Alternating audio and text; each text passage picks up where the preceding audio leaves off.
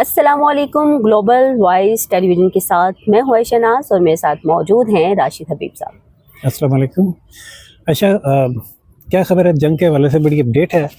ابھی میں تھوڑی دیر پہلے چند ہی لمحے پہلے دیکھ رہا تھا کہ ٹرمپ نے بڑا باقاعدہ طور پر، کل ہم نے کہا تھا ٹیکنیکلی شکست تسلیم کر لیا، آج تو باقاعدہ طور پر اعلان کر دیا ہے کہ معاہدہ ہو یا نہ ہو، امریکہ جو ہے ایران کی جنگ سے باہر نکل جائے گا. ساتھ فیس سیونگ کے لیے انہوں نے یہ کہا ہے کہ نئی قیادت سے ہماری مثبت بات چیت جاری ہے، اور یہ اعلان ایسا ہونے جا رہا ہے کل صبح پاکستانی وقت کے مطابق 6 بجے. یہ تو بہت ہی اچھی خبر ہے. تو کیا اس میں مزید آپ کیا دیکھ رہی ہیں کہ کیا اسرائیل بھی پھر پیچھے ہٹ جائے گا، یا کیونکہ ایران نے تو یہ کہا کہ اگر حملے نہ کرنے کی گارنٹی دی جائے تو وہ بھی جنگ بند کر دے گا. جب امریکہ باہر نکل ہی جائے گا تو پھر حملے کون کرے گا؟ اب اسرائیل کا رہ گیا تھوڑا سا معاملہ. کیا دیکھتی ہیں آپ؟ کیا انفارمیشن ہے بس؟ بہت شکریہ سر.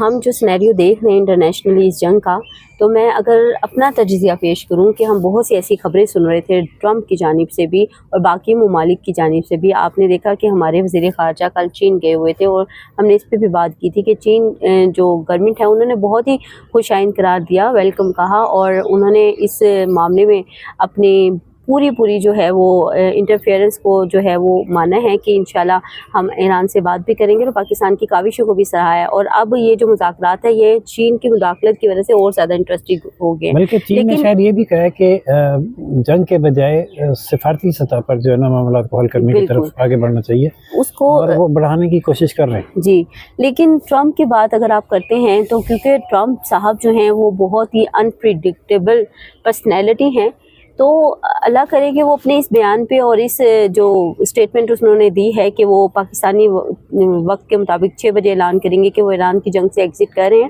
تو اللہ کرے یہ ہو جائے. لیکن میں آپ کو بتاؤں میری جو پرسنل آبزرویشن ہے وہ یہی ہے کہ ٹرمپ کبھی کچھ کہتا ہے کبھی کچھ کہتا ہے، اور اب پتہ نہیں اس نے یہ بیان دے کے وہ تو بات اگر صرف ٹرمپ کی ہو نا تو وہ آپ کی بات ٹھیک ہے، لیکن جو حالات بن گئی ہیں نا، ایک تو پبلک پریشر اور دوسرا ان کی اکنامک کنڈیشنز وہ اس قدر ورسٹ ہوتی جا رہی ہیں اب کہ وہ اس کو یہ کہنا پڑ گیا کہ عرب کنٹریز ہمیں پیسہ دیں. عرب کنٹریز کہاں سے پیسہ دیں گے؟ اور پھر یہ کہ جو اس پہ قرض ہے، اب میں ہرمز بند ہونے کی وجہ سے اگر اس کا ڈالر جو ہے پیٹرو ڈالر اکانومی میں کوئی اثر پڑتا ہے نا، تو اس سے ڈالر کی قدر میں کمی آنی شروع ہوگی، اور اس کا جو پہلے ہی اتنا زیادہ قرضہ ہے وہ رول اوور نہیں ہوگا جو پہلے ہمیشہ وہ کراتے رہے اپنے ڈالر کی طاقت کی بنیاد پر. یہ جنگ تو ویسے بھی امریکہ کی تھی ہی نہیں، یہ اسرائیل کی وجہ سے امریکہ جو ہے اس جنگ میں آیا ہے. لیکن امریکن عوام کو سلیوٹ پیش کرنا چاہیے کہ آخر انہوں نے یہ ریلائز کروا دیا ٹرمپ کو کہ یہ جنگ ہماری نہیں ہے. گزشتہ کئی سالوں سے ہم دیکھ رہے ہیں، میں تو اگر اپنی بات کروں، میں تو شروع سے جب سے میں نے ہوش سنبھالا ہے میں دیکھ رہی ہوں کہ امریکہ کہیں نہ کہیں جنگ میں ملوث رہا ہے. اور اس بات پہ یہ کہنا ضروری ہے کہ یہ جو ٹرمپ اب اس بار آیا تھا تو لوگوں نے ان کو اس لیے ووٹ دیا تھا کہ وہ جنگ میں حصہ نہیں لیں گے، لیکن آتے ساتھ ہی جس طرح کی کرائسس ٹرمپ صاحب نے اس دنیا میں پھیلا دی ہیں تو ہر کوئی جو ہے وہ ٹرمپ پہ تنقید کرتا ہوا دکھائی دے رہا ہے. فرق یہ ہے کہ پہلے جو ایران نے جنگیں لڑی ہیں، امریکہ نے جو جنگیں لڑی ہیں، وہ اس نے اپنے ساتھ پوری دنیا کو ساتھ ملا کر اعتماد میں لے کر اور کوئی نہ کوئی جواز بنا کے لڑیں گے، انتظام اور بندوبست کر کے.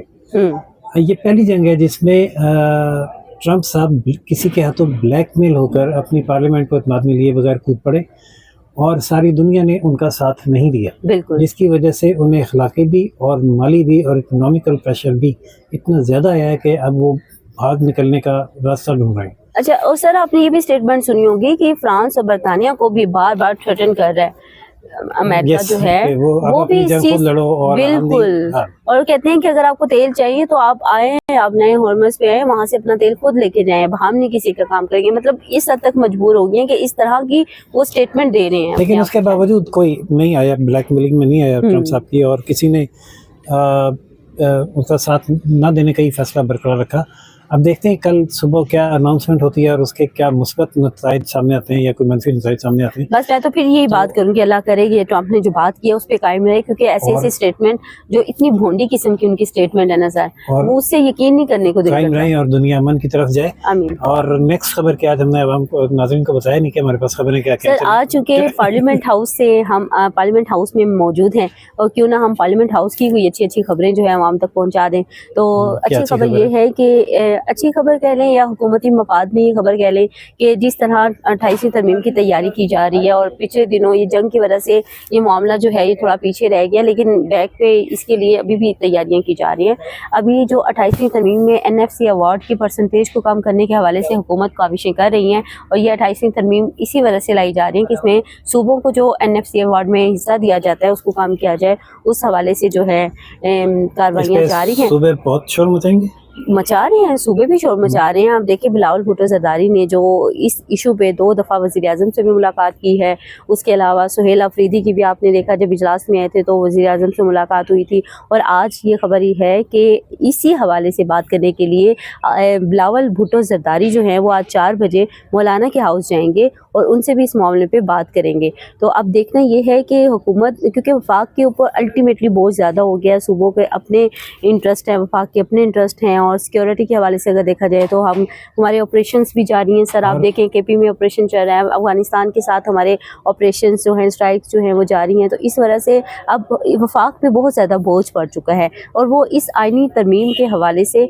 ये बोझ जो है ये कम करना चाह रही है। जैसा कि आप बता रही हैं कि बिलावल जाएंगे मौलाना से बात करने, तो इसका मतलब ये है कि सिंध जो है वो इस तरमीम के हक में नहीं होगा, और वो प्रेशर बिल्ड करने की कोशिश कर रहा है मुज़ाकरात अपने साथ दीगर लोगों को मिलाकर।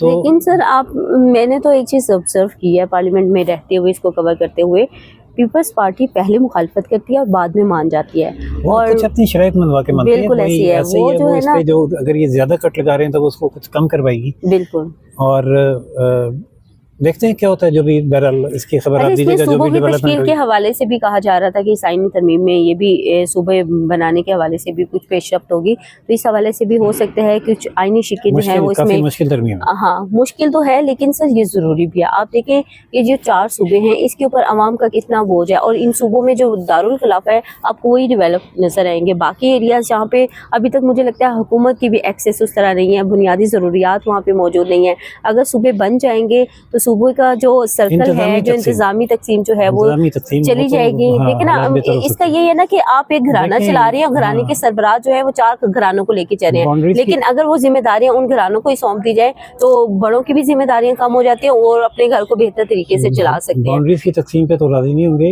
इंतजामी तकसीम पे शायद कोई रजामंदी हो जाए, तो देखते हैं किस करवट बैठती है तरमीम। हाँ, क्योंकि जब भी इसकी बात की जाती है ना, सूबों की बात की जाती है, तो सबसे ज्यादा जो अग्रेशन बिहेवियर शो होता है वो सिंध की तरफ से होता है। तो सिंध जो है वो कभी भी नहीं मानेगा कि उनके सूबों को डिवाइड किया जाए, लेकिन ये एक बहुत बड़ा चैलेंज है।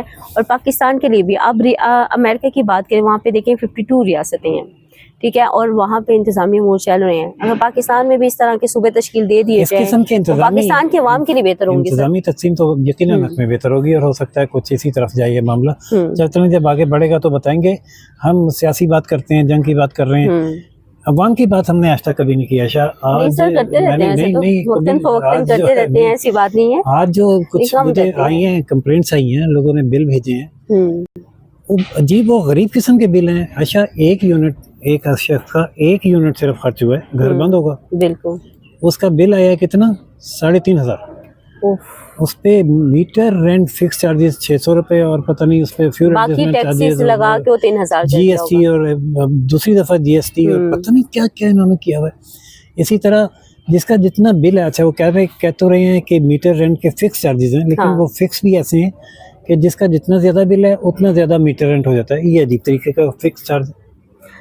सर मैं जैसे कि आपको पहले भी कह चुकी हूँ कि गवर्नमेंट के पास रेवेन्यू जनरेट करने के लिए सिर्फ एक यही तरीका है कि आप टैक्सेस बढ़ाई जाएं, आप पेट्रोल की कीमतें बढ़ा दें, आप बिजली की कीमतें बढ़ा दें, जेब से निकालें, चालान करके गरीब मोटरसाइकिल वालों, रिक्शे वालों को लूटें।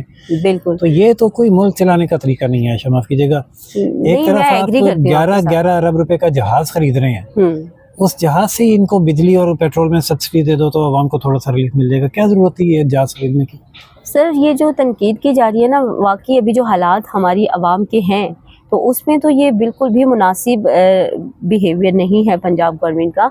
उनको सोचना चाहिए था। अभी बहुत अच्छे काम किए मरीम साहिबा ने, بہت اچھے کام کیے ہیں. لیکن وہ ہر سارے روز کام انہوں اس نے ایک جہاز نے ڈبو دیے. ہاں ڈبو، کیونکہ دیکھیں نا پاکستان کی معیشت بہت زیادہ زبحالی کا شکار ہے. ایک طرف جنگ لگی ہوئی ہے، یہاں پہ پیٹرول پرائسز انکریز ہو رہی ہیں، پاکستان میں انڈسٹریز نہیں لگ رہی، پاکستان میں کاروبار نہیں رہا، لوگوں کے پاس اپنے سروائیول کے لیے اس طرح کی اپرچونیٹیز نہیں رہی. خواتین مرد دیکھیں پڑھ لکھ کے جو ہمارے اسٹوڈنٹس ہیں وہ بے روزگار چلے. اگر اسی 10 ارب میں کوئی انڈسٹری لگا دیتے، اسی 10 ارب کی کوئی جاب اپرچونیٹیز دے دیتے تو 10 عوام ارب میں 10 صنعتیں لگ سکتی ہیں. بالکل ایسے ہی، اور بہت سے لوگوں کو روزگار مل سکتا تھا. تو یہ گورنمنٹ کو ہوش کے ناخن لینے چاہیے.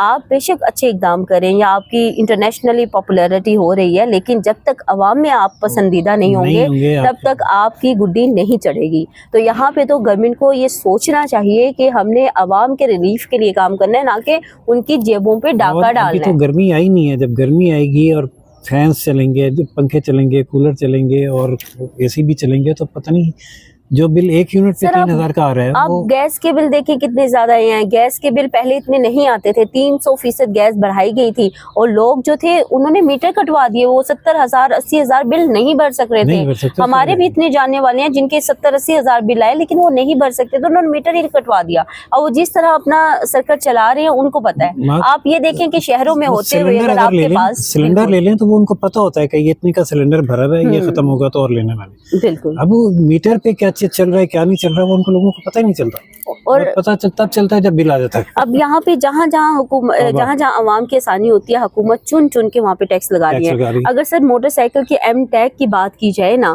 تو وہ ضروری نہیں تھا. اب وہ سیف تو نہیں ہے، کوئی اس کو چپکا اتار سکتا ہے یا کوئی چوری بھی کر کے لے کے جا سکتا ہے، لیکن ریونیو جنریٹ کر بالکل 200 سے 500 روپے تک کے پتہ نہیں کتنے لاکھوں موٹر بائکس ہیں. اچھا سر، یہاں پہ میں آپ سے یہ بھی بات کرنا چاہوں گی کہ ایک طرف گورنمنٹ کی طرف سے یا پھر انٹیریئر منسٹری کی طرف سے یہ کہا گیا تھا کہ جب ایم ٹیگ لگوا لیں گے تو اس طرح کے سیکیورٹی کے ایشو نہیں ہوں گے.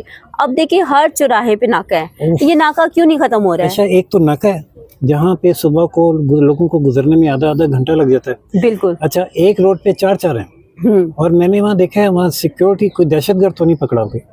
یہ موٹر سائیکل والوں کو روک کے لگوانے کا فائدہ کیا ہوا؟ موٹر سائیکل والوں کو روک کے ان کے چلان کیے جا رہے ہوتے ہیں. بالکل. اچھا دوسرا ظلم یہ ہے کہ میں صبح بچی کو اپنے چھوڑنے جا رہا تھا مارگلا روڈ سے، یہ والا ادھر سے انٹر ہو گئے، کوئی رکاوٹ نہیں ہے. 2 کلومیٹر آگے جا کے پتہ لگا گیٹ بند اور لاک ہوا.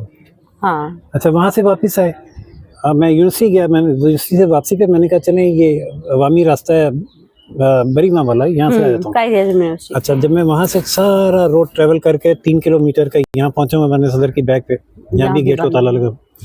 وہاں میں نے پولیس والوں کو اتر کے کہا کہ بھائی آپ کو سیکورٹی کا ایشو ہے یا کوئی اور ڈنڈا ہے تو آپ کر لیں راستے بند، لیکن لکھ کے لگا دیں، شروع میں لکھ کے لگا دو کہ آگے راستہ بند ہے. اتنا مہنگا پیٹرول ہے وہ جیب پہ بہت، پھر ٹائم ضائع، پھر وہ گاڑی کی وارنٹی ہے. سر مینجمنٹ میں نا انتظامیہ امور میں بہت زیادہ فلاز اسلام آباد میں لوگوں کا جینا یا اسلام آباد میں پیدا ہونا جو ہے ایک عذاب بنا دیا گیا ہے. بالکل اس بات کی سزا دی جا رہی ہے کہ آپ اسلام آباد میں کیوں رہ رہے ہیں، حالانکہ بینگ فیڈرل کیپٹل اس کو سہولیات کا ایک شاہکار بنانا چاہیے تھا آپ، تاکہ دوسرے جو شہر ہیں وہ اس کو کاپی کریں. حکومت کے نوٹس میں یہ جو بیوروکریسی اور پولیس کی یہ جو چل رہی ہیں کارستانیاں ہیں یہ ہے نہیں.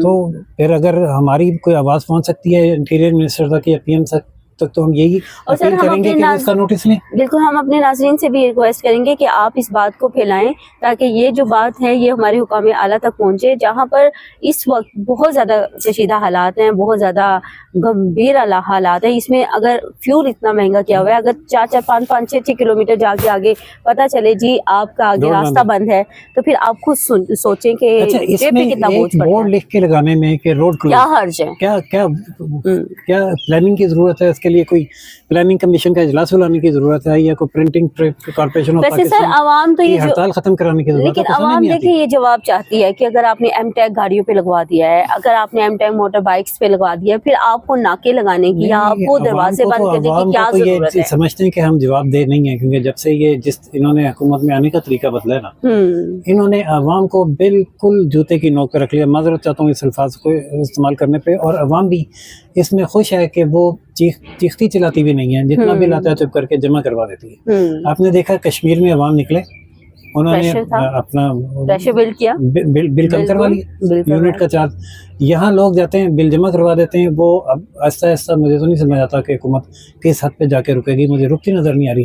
اچھا مزے کی بات یہ ہے کہ لوگ اپنے بچوں کے پیٹ کا نوالا، اپنے گھر کی چیزیں، اپنے والدین کی دوائی بل جمع کروا رہے ہیں. بالکل کم کر کے وہ بل جمع کروا رہے ہیں، لیکن وہ اپنے حق کے لیے آواز نہیں اٹھا رہے. کب تک کروائیں گے؟ بالآخر انہیں نکلنا پڑے گا. میں یہ دعوت نہیں دے رہا کہ عوام نکلے. نہیں، گزشتہ حکومتوں میں ہم نے دیکھا ہے کہ جب پرائسز انکریز ہوتی تھی تو لوگ جو تھے وہ کال دیتے تھے. ایکچولی سر ان کو نا اب یہاں پہ ہماری جو اپوزیشن ہے وہ اپنی ہی سروائیول کی جنگ لڑ رہی ہے، وہ اپنی سیاست کو بچانے کے لیے لڑ رہی ہے. اب ان کے پاس کوئی ایسا لیڈر نہیں ہے، لیکن یہاں پہ سجیشن یہی ہے کہ کوئی کشمیر کی طرز کی کوئی عوامی کمیٹی بنا لی جائے اور پھر لوگ جو ہیں وہ اپنی آواز کے لیے نہیں، مذاکرات کے ذریعے حکومت کو مسئلے کے حل کی طرف لائیں. اور اگر حکومت ہوش کے ناخن لے تو خود اس بات کا نوٹس لے کہ یہ اوگرا اور آئل اور گیس میں بجلی میں عوام کے ساتھ کر کیا رہی ہے. تو ویلاگ لبا ہو رہا ہے، ایسا دیکھتے ہیں پھر کیا ہمارے پروگرام کا اثر ہوتا ہے. بالکل رونا تو بہت زیادہ ہے، اگر اس پہ بات کی جائے تو سارا دن ہی ختم ہو جائے. لیکن ہم اس کو جب تک یہ مسئلہ حل نہیں ہوتا حکومت کو یاد کرواتے رہیں گے عوام کی جانب سے.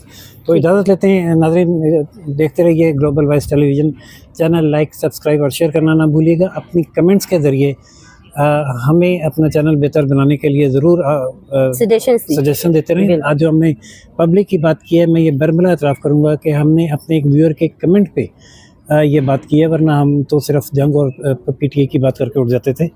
تو میں مشکور ہوں اپنے اس ناظر کا بھی جنہوں نے ہمیں یہ کہا کہ آپ عوامی پریشانیوں کی اور مفاد کی بھی بات کریں.